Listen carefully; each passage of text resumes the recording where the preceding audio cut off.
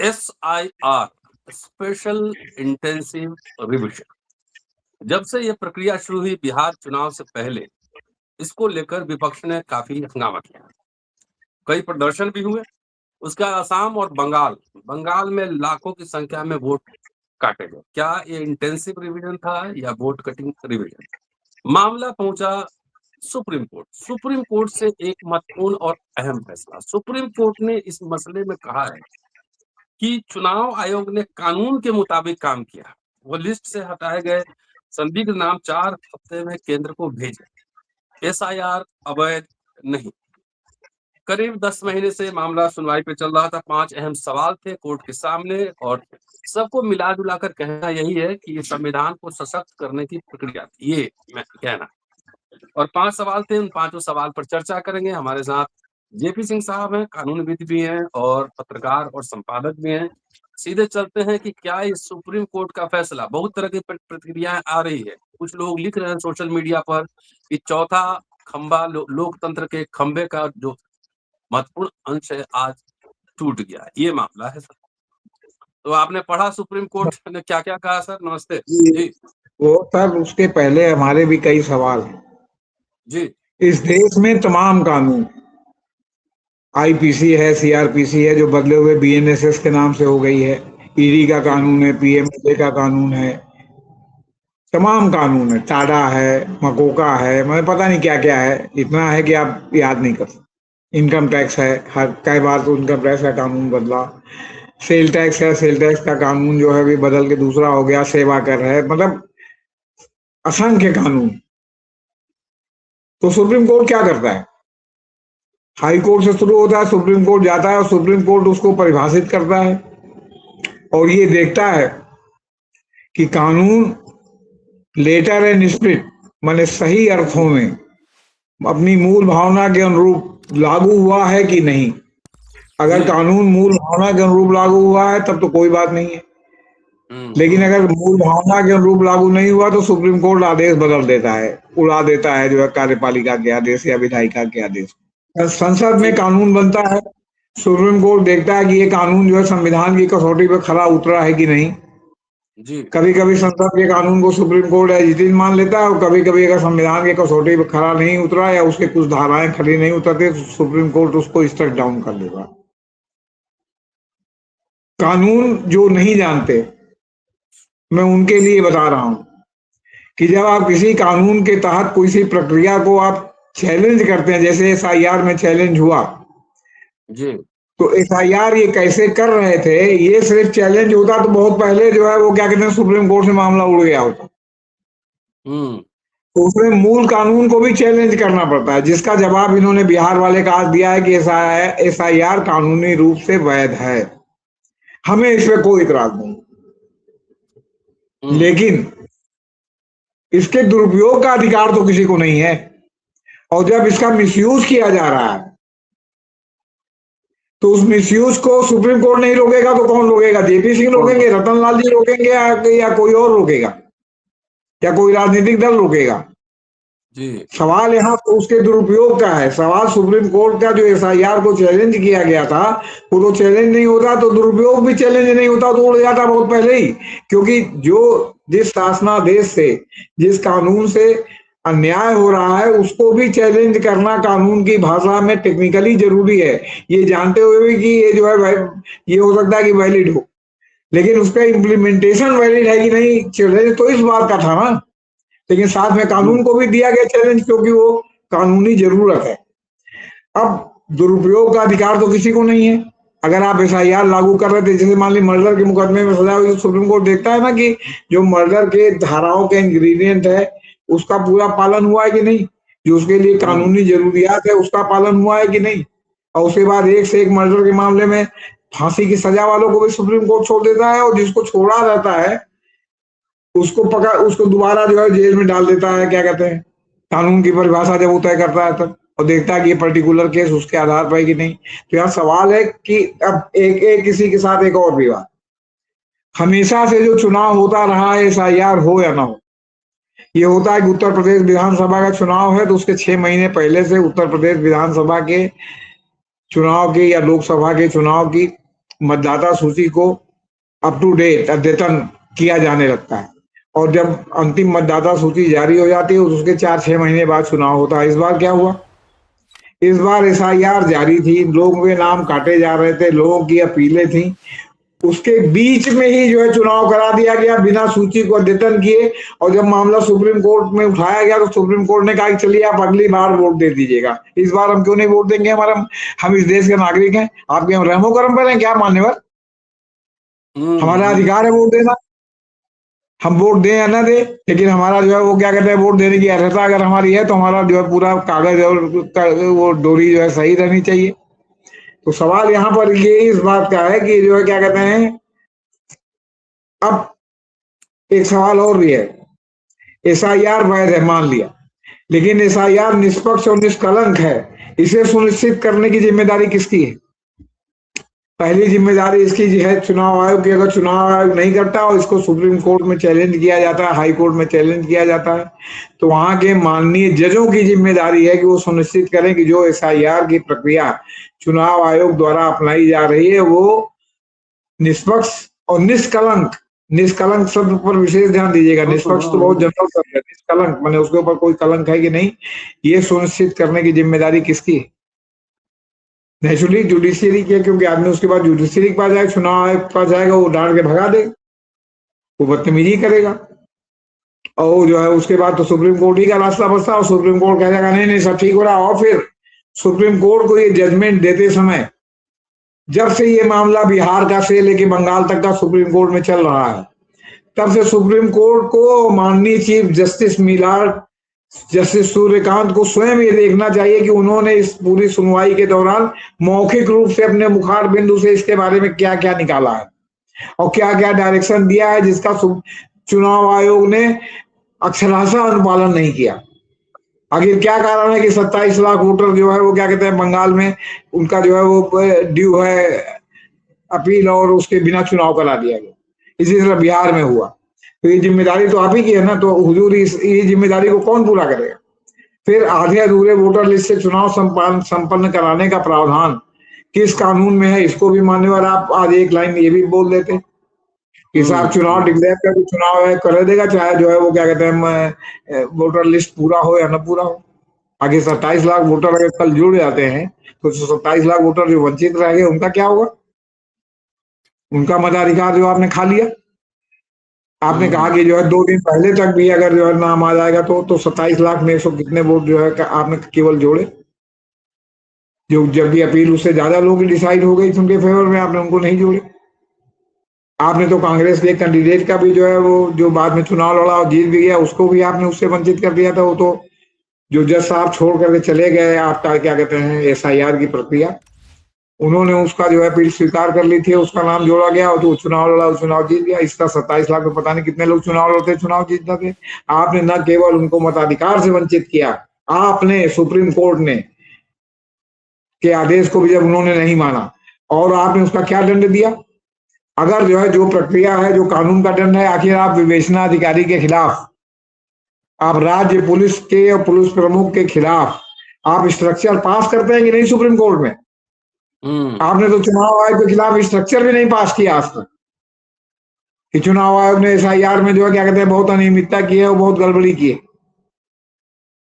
आखिर स्ट्रक्चर भी पास करते आप, आपने तो स्ट्रक्चर भी पास नहीं किया। आप संवैधानिक संस्था जो भी मन करे तो संवैधानिक संस्था तो विधायिका और कार्यपालिका भी है, जो मिलजुल के विधायिका कार्यपालिका के साथ मिलकर कार्यपालिका का बृहत्तर रूप देती है। तो वो जब गड़बड़ करती है तो कोई चीफ सेक्रेटरी या कोई होम सेक्रेटरी गृह मंत्री के से बाहर है, मुख्यमंत्री से बाहर है, प्राइम मिनिस्टर से बाहर है, होम मिनिस्टर से बाहर है, आईटी मिनिस्टर से आईटी का सेक्रेटरी बाहर है, नहीं है ना? तो आप मंत्री के बजाय जो है आप उसके ऊपर स्ट्रक्चर पास करते हैं क्योंकि कार्यपालक के रूप में वो उनके आदेश को इम्प्लीमेंट करता है। तो आपने चुनाव आयोग पर कोई स्ट्रक्चर पास किया? आपने तो इतने मुखार बिंदु से कहा कि ये होगा तो 1 हफ्ते में ये कर दो तो फलाना कर दो, उन्होंने नहीं किया। बार बार आपसे कहा गया, आपने माना नहीं। आप लंबी लंबी उसमें तारीख लगाते थे, तारीख पे तारीख, तारीख पे तारीख। बिहार चुनाव हो गया, सरकार गठित हो गई, एक मुख्यमंत्री बदल गया, अब आप बिहार चुनाव पर कह देंगे एसआईआर सही था। हाँ एसआईआर सही था, आप मान लिए, लेकिन जो उसका मिसयूज हुआ वो सही था कि नहीं? मिसयूज पर आपने क्या किया? जो उन्होंने लगातार मिसयूज किया और लगातार आपसे कहा गया कि ये मिसयूज हो रहा है, ये जो है इसका जो है क्या कहते हैं मतलब दुरुपयोग किया जा रहा है इसकी आड़ में जेन्युइन वोटर का नाम काटा जा रहा है। इसको आपने सही किया कि नहीं, या इसके सही करने के लिए जो आपने आदेश दिया उसका चुनाव आयोग ने अनुपालन किया कि नहीं? मिलाड पूरा देश इस बात का जवाब आपसे जानना चाहता है। उसी तरह जैसे कॉकरोच पर आपने सफाई दी, उसी तरह कृपया इस पर भी सफाई दीजिए कि जो है आपने जो है चुनाव आयोग पर स्ट्रक्चर क्यों नहीं पास किया। तो ये है सब, और बाकी जजमेंट में क्या कहा ये मैं बता देता हूँ। सुप्रीम कोर्ट ने भारत के चुनाव आयोग द्वारा की गई मतदाता सूचियों के एसआईआर की वैधता को सही ठहराया और टिप्पणी की कि मतदाता एसआईआर स्वतंत्र और निष्पक्ष चुनावों की संवैधानिक अनिवार्यता को आगे बढ़ाता है। लेकिन हुजूर, आपने ये नहीं कहा कि लेकिन अगर वो स्वतंत्र और निष्पक्ष चुनाव सुनिश्चित नहीं करता तो क्या किया जाए? और यही लगातार बंगाल बिहार के बारे में विपक्षी दल और जो है वो आपके जो संगठन है, क्या कहते हैं, आपके सामाजिक संगठन है, वो लगातार आपकी कोर्ट में इस बात को उठाते रहे कि साहब ये स्वतंत्र और निष्पक्ष चुनाव सुनिश्चित नहीं किया जा रहा है, ये चुनाव में इंगिल्ड चुनाव है, इसमें जानबूझ के एक विशेष उनको जो है नाम उनका हटाया जा रहा है। यहाँ तक कि मेरी जानकारी है कि जो वार्ड के स्तर पर जो पार्टी के सत्ता पार्टी के लोग थे उनके इशारे पर तमाम लोगों के नाम हटाए गए, फिर कुछ लोगों के नाम जोड़े गए, बाकी लोगों के नाम हटाए ही छोड़ दिए गए। तो ये क्या है? ये निष्पक्ष और स्वतंत्र चुनाव। हम ही लोग यहीं पर इसी इलाहाबाद में जहां मैं रहता हूं प्रयागराज में, वहीं की जब वोटर लिस्ट में अपना नाम सही कराने के लिए गए तो वहां और किसी पार्टी के नहीं, केवल सत्ता पार्टी के लोग जो है वो क्या कहते हैं संगठकों के साथ बैठे हुए थे जो है नाम ठीक कराने में और नहीं कराने। मुझे जो है जो हमारे एरिया का जो सत्ता पार्टी का आदमी था उससे कहना पड़ा कि बेटा ठीक है, चाहे जिसका नाम कटवा दो, मैं देखूंगा तुमको। मैं पत्रकार हूँ और मैं भले पत्रकारिता की सक्रिय पत्रकारिता से रिटायर हो गया, लेकिन मेरी कलम अभी बुझी नहीं है।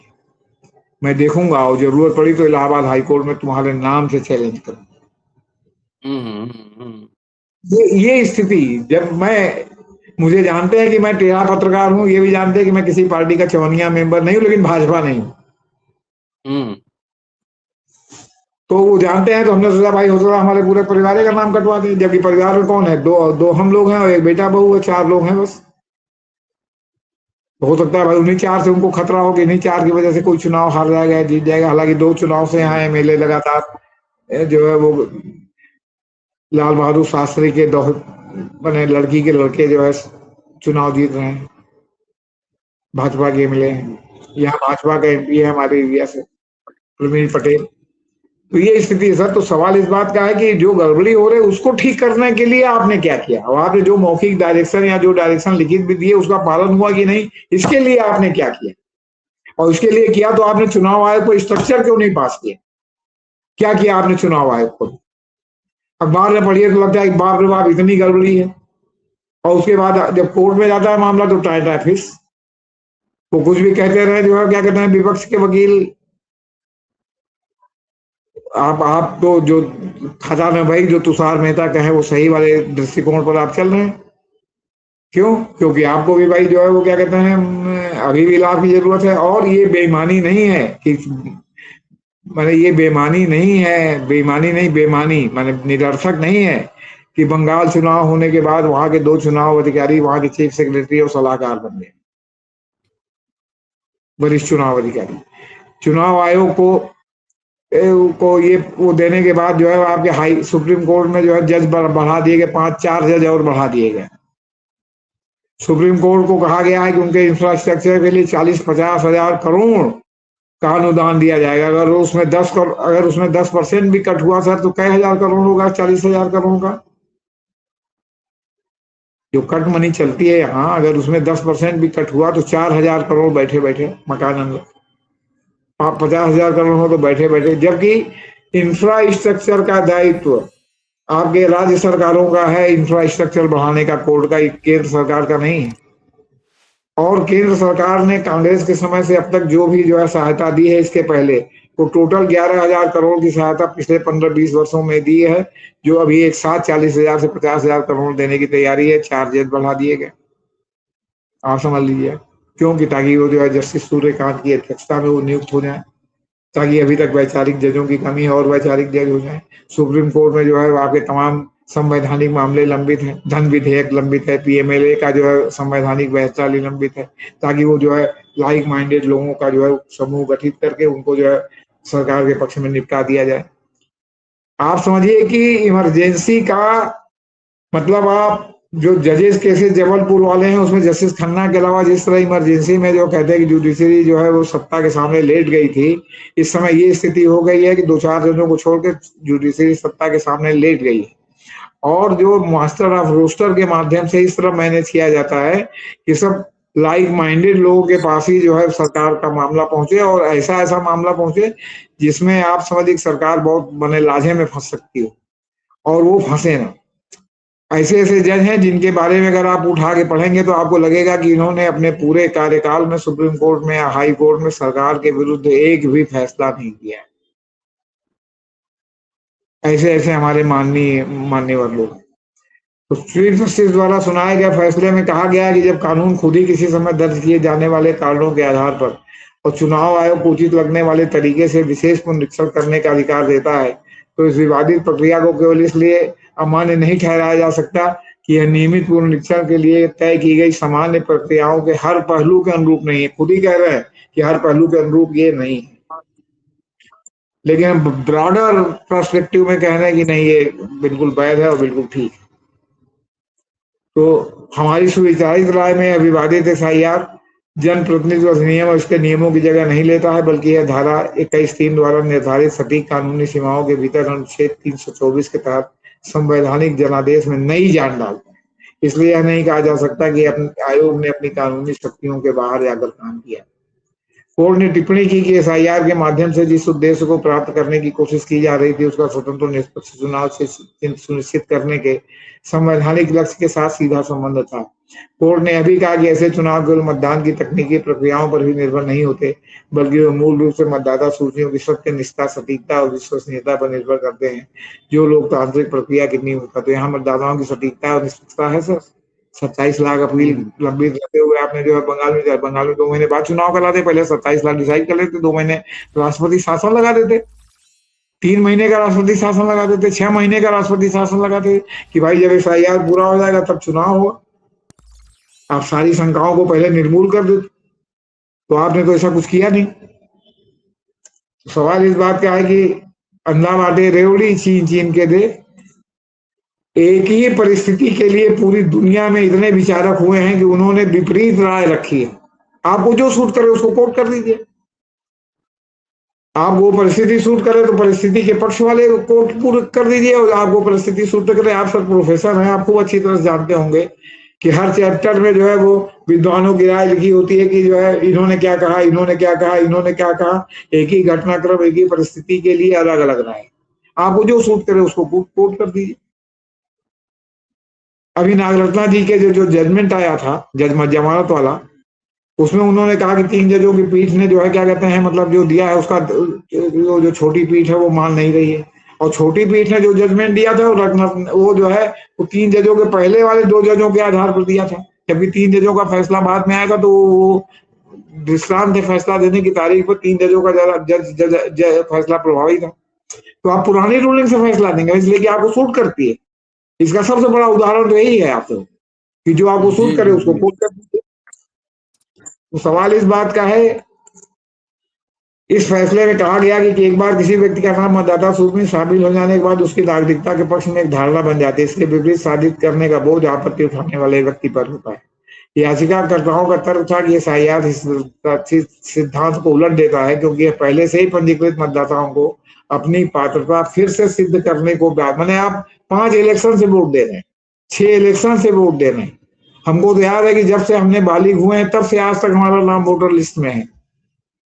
जब से मेरा विवाह हुआ उसके बाद जो वोटर लिस्ट का पुनरीक्षण हुआ तब से मेरी पत्नी का नाम वोटर लिस्ट में, लड़के का नाम जब से जो है वो बालिग हो गया तब से जो है वोटर लिस्ट में है। तो याद ऐसा नहीं कि पहली बार पिछले चुनाव में वोटर लिस्ट में दर्ज हुआ, इसके बाद भी अगर नाम हटा दिया जाए तो हम क्या करेंगे?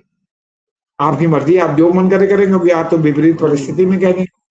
हम कहते हैं ना कि वो जब आप जाते हैं मेडिकल कराने तो कहते हैं कि मिस्टर रतनलाल आपकी दाहिनी आंख बाई आंख से छोटी है। आप कहते हैं नहीं सर हमारी तो छोटी नहीं है, कहीं क्या बात है, मैं यहाँ से देख रहा हूँ आपकी आंख छोटी है, तो आप क्या कैसे कहेंगे नहीं हमारी बराबर, कहीं नहीं छोटी है, हम मन में नहीं करेंगे कि आपकी छोटी नहीं है।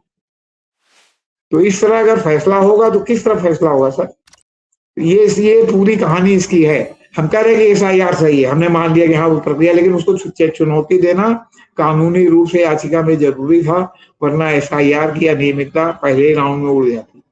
उसके आधार पर आपको इतना बहस करना पड़ा, इतना आपको आर्डर रिजर्व करना पड़ा, लेकिन उसकी शुद्धता को कौन सुनिश्चित करेगा माई लॉर्ड, इसको भी तो बताइए। और अगर अशुद्ध है उसको कह देंगे कि अरे थोड़ी बहुत गड़बड़ी तो चलती रहती है, तो ये तो कानून में नहीं होता। कानून तो कहते हैं कि अंधा होता है, कानून आंख खोल के नहीं देखता, कानून तो आंख मुंह के देखता है। तो उसके सामने राजा हो या रंग एक जैसा फैसला करता है। आप क्यों ये को न्यायपालिका प्रदर्शित करती है कि नहीं, राजा के लिए जो है वो दूसरा कानून है और रंग के लिए दूसरा कानून है। एक सर हिंदू धर्मशास्त्र का इतिहास प्रोफेसर पीवी काणे साहब ने लिखा है, उत्तर प्रदेश की जो है एक सरकारी पब्लिकेशन से वो प्रकाशित है, और जो है वो हिंदू धर्मशास्त्र का इतिहास 5 खंडों का बहुत ही प्रमाणिक है और अथॉरिटी माने जाते हैं। और वो पहली सरकार द्वारा पीवी काणे साहब को भारत रत्न की उपाधि दी गई थी, जब भारत रत्न कंट्रोवर्शियल भी नहीं था। अब तो सचिन तेंदुलकर जो रत्न तेल बेचते हैं उनको भी भारत रत्न दे दिया गया। उसमें मैं पढ़ता रहता हूँ बीच में तो अपना ज्ञान वर्धित करने के लिए कि पुरानी वैदिक परंपरा में क्या दंड का प्रावधान था, वैदिक परंपरा में कौन से रीति रिवाज थे, आज कौन से हैं। उस वैदिक परंपरा में व्यभिचार का दंड समर्थ के लिए हल्का था और कमजोर वर्गों के लिए भारी था। अगर समर्थ व्यक्ति किसी जो है वो क्या कहते हैं महिला के साथ व्यभिचार करता था, रेप करता था, ये करता था, तो उसको जो दंड मिलता था वो बहुत हल्का दंड मिलता था। वहीं अगर एक कमजोर तबके का व्यक्ति के सर पर भूत सवार हो गया, उसने ऐसा कर लिया, वो भी उसने समर्थ व्यक्ति मतलब कुल की किसी महिला के साथ किया, तो उसको तो भयानक दंड मिलता था। तो वो स्थिति अंधा माटे रेवड़ी छीन छीन के दे आज सुप्रीम कोर्ट के द्वारा हो रहा, तो क्या है ये न्याय है कि अन्याय है? आप तो उस अन्याय के विरुद्ध जो है क्या कहते हैं, आपने जो है वो जो राजा महाराजा वाला खत्म किया, जमींदारी खत्म की, नवाबियत खत्म की, सल्तनत खत्म की, आपने लोकतंत्र दिया, आपने सबको बाबा साहब ने बराबर का जो है वोट का अधिकार दिया। ये भी नहीं कहा गया कि भाई लोगों की कॉन्स्टिट्यूएंसी अलग रहेगी, रिजर्व कॉन्स्टिट्यूएंसी कर दी गई कि भाई उसमें लोग सब लोगों को वोट देंगे। लेकिन कहने का मतलब है कि ये सब होने के बावजूद फैसले में दो तरह की बातें हैं कि समर्थ के लिए कुछ, असमर्थ के लिए कुछ। जिस तरह जो है आपके क्या कहते हैं शुभेंदु घोष के जो है पीए के मर्डर में जो बलिया का राज सिंह छोड़ा गया है, और जिसकी जो है आपके था कि वो पप्पू सिंह चंद्रशेखर के भतीजे की लड़की की शादी में गया था लखनऊ, वो दया शंकर सिंह जो उत्तर प्रदेश के परिवहन मंत्री हैं उनके साथ उसकी फोटो लहरा रही थी और तमाम जो है भाजपा के बाहुबलियों के साथ फोटो लहरा रही थी। जिस तरह उसको सीबीआई ने छोड़ा और जिस तरह जो है पुलिस से लेके सीबीआई को केस दिया गया, तो आपको लगता है कि सब साधारण ढंग से हो गया? लोग चूतियां हैं, लोगों को समझ में नहीं आता कि जो है क्या कहते हैं खेल फर्रुखाबादी कहाँ से और कैसे चल रहा। अभी तो जब केस खुलेगा तब पता चलेगा। लेकिन क्यों? क्योंकि भैया ट्रिपल इंजन है, केरल में भी वही है, राज्य में भी वही है, उत्तर प्रदेश में भी वही है, बिहार में भी वही है। सब जगह डबल इंजन की सरकार है, तो मिला के ट्रिपल इंजन और 6 इंजन और 5 इंजन की सरकार बन जा रही है। तो आप ही जो है वो मुंसिफ हैं और आप ही मुजरिम है, जिसको मन करे छोड़िए, जिसको मन करे पकड़िए। तो इस तरह चीन चीन के सब चीजें हो रही हैं। और सुप्रीम कोर्ट ने जिस तरह इसमें, हम कह रहे हैं कानून सही, हम कह रहे हैं जिस दिन मुकदमा दाखिल हुआ उस दिन हम कह रहे हैं कानून सही, लेकिन जो प्रक्रिया अपनाई गई वो सही है कि नहीं, इसको आप डिसाइड कीजिए, इसको बताइए कि वो सही है कि नहीं। 27 लाख लोगों को अधर में लटका के आपने जिस तरह जो चुनाव कराया वो सही है कि नहीं, आप इसको पहले प्रमाणित कीजिए। ये कहने से काम नहीं चलेगा कि थोड़ी बहुत प्रक्रियात्मक गड़बड़ी चलती रहती है। कानून अंधा होता है, कानून देख के फैसला नहीं करता, गलत तो गलत। जी सर। चलिए, बहुत बहुत शुक्रिया सर, और बहुत ही अच्छी जानकारी के लिए कि कानून अगर सही भी है तो उसकी प्रक्रिया सही थी कि नहीं थी, ईश्वर मिलॉर्ड को बोलना चाहिए था। शुक्रिया, देखते रहिए। इसे बोलना चाहिए और इसी को चैलेंज किया गया, इसी को चैलेंज किया गया। जी जी जी, सर। Thank you sir.